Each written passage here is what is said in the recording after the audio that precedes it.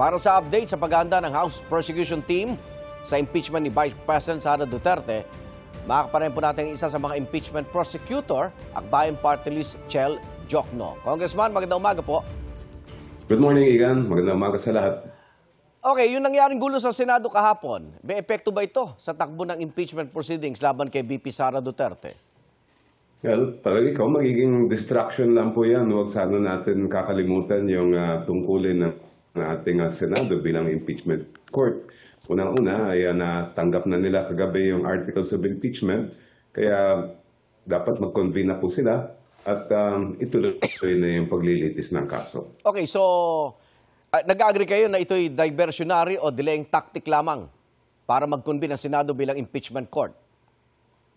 Well, hindi natin sinasabi na siya ay diversionary tactic kasi hindi pa natin alam, Igan, kung ano ba talaga yung nangyari. Oo. Ang sinasabi ko lang ay nagiging distraction siya dahil doon ang atensyon natin at hindi sa dapat nangyayari sa impeachment procedure. Marami po sa impeachment prosecutors, tulad ninyo, bahagi din ng prosecution team noong 2025. Mas magiging madali ba yung paghahanda o marami pa pong dapat medyo ayusin?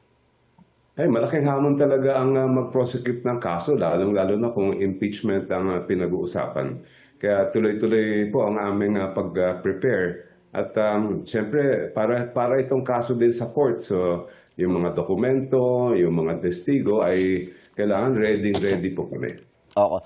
Nakita nyo ba bilang, ika nga, sa dami po ng bumotong congressman at yung perception po na mas marami naman yung kaalyado ni VP Sara Duterte sa mga senador, yung inyo pong akusasyon ay magkaroon po ng kalinawan?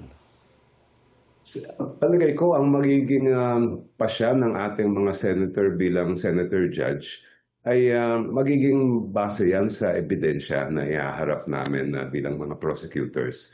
Kaya ito na nga yung iniintay ng sabayan ng Pilipino, yung ano ba talaga ang nilalaman ng mga impeachment complaint, ano ang mga ebidensya na ilalatag natin sa Senado. Okay, tama ho ba yung proseso? Kasi punahon ni Senador Amy Marcos, bakit ang tagal-tagal daw bago na ipadala sa Senado yung articles of impeachment?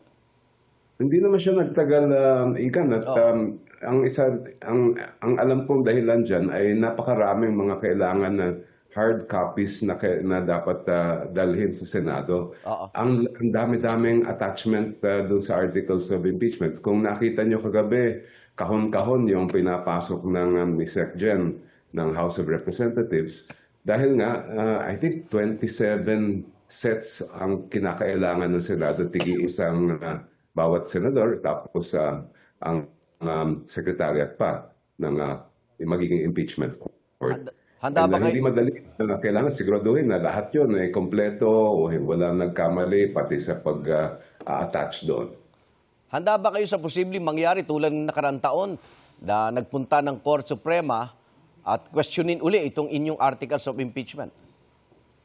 Well, titingnan natin kung ano talaga ang mangyayari pag nag-convene na ang impeachment court. Ang klaro sa akin at talaga malinaw ay yung nakalagay sa ating konstitusyon. Ang utos ng konstitusyon ay pag natanggap ng Senado ang articles of impeachment, dapat ilitis na ang kaso. Conduct trial forthwith.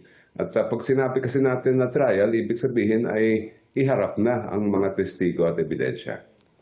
Bari ba humantong na meron kayo hilingin ng mga senador na mag-inhibit bilang senator judge dahil bias po or against kay VP Sara Duterte?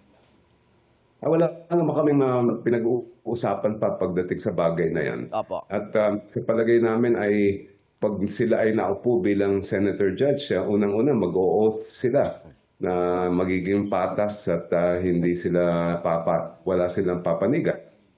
Kaya we will, at least for now, rely on that. Okay. Maraming salamat, Akbayan Party List Representative Chel Jokno. Ingat po. Ingat po. Good morning.